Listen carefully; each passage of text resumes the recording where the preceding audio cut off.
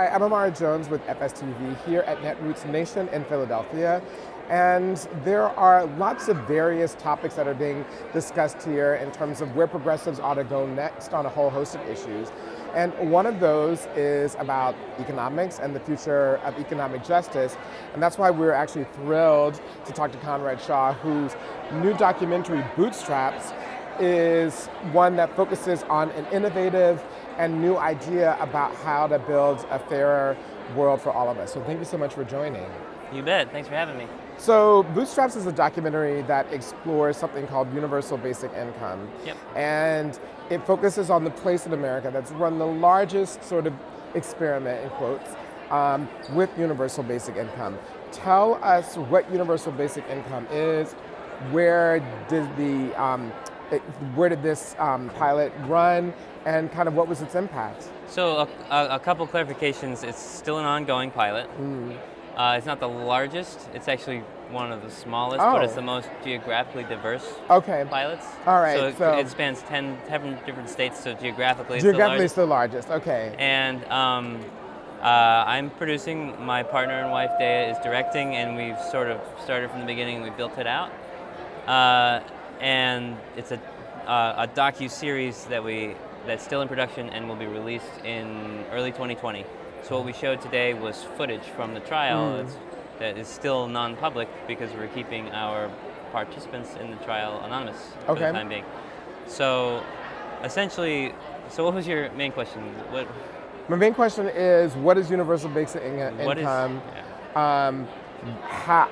What is the impact or the results so far of this largest, geographically speaking, experiment? So universal basic income, I think I like to put it as it's an idea that nobody should have nothing. So what's the easiest, quickest, and most human rights oriented way to deliver that is to give everyone a check, essentially, on a regular basis from the government. So universal basic income is a frequent, equal to all cash disbursement with no conditions and no means testing. You don't have to be poor enough, you don't have to prove that you're working or anything. It's something that everyone gets by merit of their existing as a human being. So it's a human rights sort of a concept. And so what we did is we decided we wanted to bring stories of this to the public in a more experiential way. The conversation is very much what would it mean for the economy as a whole, and it's because of job market displacement, or it's because of this, and it's this very top-down sort of thinking. But really, economic justice is personal. And we wanted to bring that personal story and more of a grassroots angle that give people an opportunity to look at what it might mean for them. So we decided to run a basic income experiment that's different than the other experiments that have been going on. These larger experiments like in Stockton, California, or in Canada, or in Kenya, where they're giving people money and they're testing this idea of unconditional cash, but it's for purposes of statistical analysis and finding the data and seeing how it works on a larger scale. Ours is not so quantitative as qualitative to tell the stories. So we fundraised and created a trial for 21 different Americans around the country, 11 different stories, families, individuals, covering people from homeless to solidly middle class, and covering issues that are very important topical issues of the day that are being talked about at this conference, like recidivism and homelessness, trans rights, indigenous rights, people with medical conditions, to families that want to send their kids to summer camp. It's basically our goal was to show anyone in this country, or give anyone in this country the opportunity to see what a world would look like for someone they relate to getting UBI, or someone maybe they would judge. People are afraid, like maybe people will do more drugs or play a lot of video games, or it's this human nature behavior question. And we thought, well, why don't we just find out and show people? So what did you find out? I don't want to give away too much now. Well, it's all secret footage, so yeah, they couldn't see it regardless. I'm an advocate for UBI externally, and the piece is not an advocacy piece. It's more. So I came into it optimistic, is what I was going to say. But we were going to let be what may, and show everything, the good and the bad.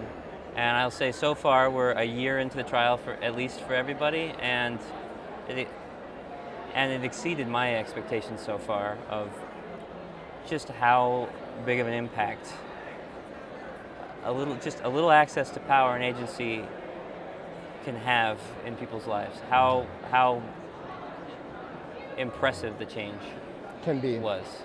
Yeah. How much in this series was the UBI? So we did $1,000 a month per adult and $333 per kid.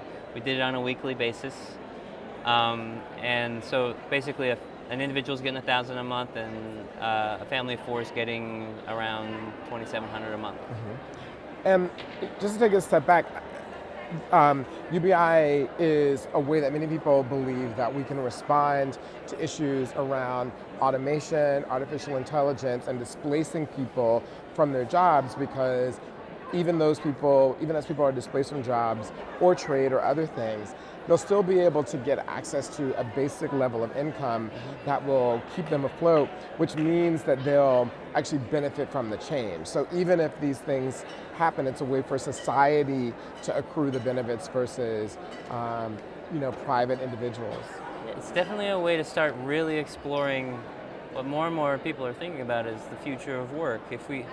If a lot of the things that we now do to make a living become things that we can't compete in, right, then there are all these questions of purpose and these questions of value and what someone should need to do to prove their worth to live in society, and basic income is a way that a lot of people think could start to address that.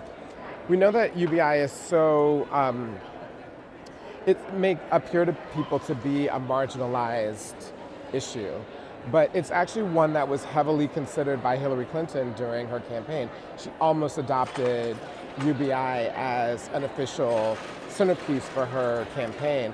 And I'm wondering, do you think if that had happened, where would we be on UBI, and would it have made a difference? I don't know. I did hear about that, and she said something like they couldn't work the numbers out with their own models. She couldn't get comfortable with where the numbers were. Yeah. That's what she said. And that could mean a lot of things to me. It's speculative. I mean, our purpose is to get the thing discussed substantively on the national stage, so I wish she had come out in some sort of a way while she was running. But, the past is the past. I'd be curious to see where she stands now, but I also think it's sort of moving forward on its own. Yeah, exactly. Well, congratulations on this project and on this docuseries. We look forward to continuing to follow the results as you release the various episodes, and thank you for talking to us. Great, thank you. Thank you. All right, and thank you for joining us on FSTV.